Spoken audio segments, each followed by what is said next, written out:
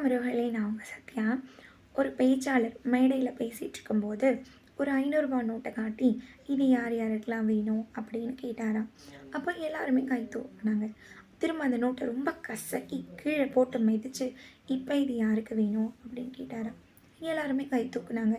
அப்போது நான் இவ்வளோ கசக்கிட்டேன் இந்த நோட்டை, காலில் போட்டு மிதிச்சிட்டேன், அப்பையும் இதை நீங்கள் கேட்குறீங்களே அப்படின்னு அந்த அறிஞர் கேட்டதுக்கு ஒருத்தர் எழுந்து சொன்னாரா, இது 500 நோட்டு, நீங்கள் என்ன தான் கசக்கினாலும் காலால் மிதித்தாலும் தூக்கி வீசினாலும் இதோட மதிப்பு மாறவே மாறாது இல்லையா அப்படின்னு சொன்னாராம்.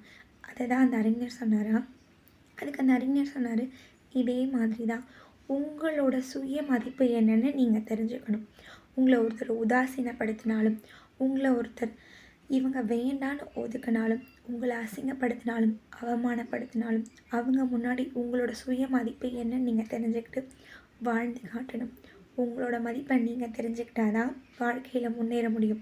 அடுத்தவங்க உங்களை பற்றி பேசுகிறத வச்சு என்னால் இதுதான் முடியும் அப்படிங்கிற ஒரு முடிவுக்கு வராமல், வாழ்க்கையில் என்னால் முடியாத ஒரு விஷயம் எதுவுமே இல்லை அப்படிங்கிறத உணர்ந்தால் நிச்சயம் வாழ்க்கையில் வெற்றி பெறலாம் அப்படின்னு சொன்னாராம். நீங்களும் உங்களோட மதிப்பு என்னன்னு தெரிஞ்சுக்கோங்க.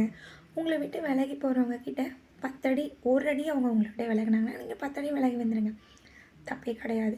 உண்மையான நம்ம மேலே அன்பு இருக்கிற யாரும் நம்மளை கஷ்டப்படுத்தவும் மாட்டாங்க, கண்ணீர் விட வைக்கவும் மாட்டாங்க. நன்றி.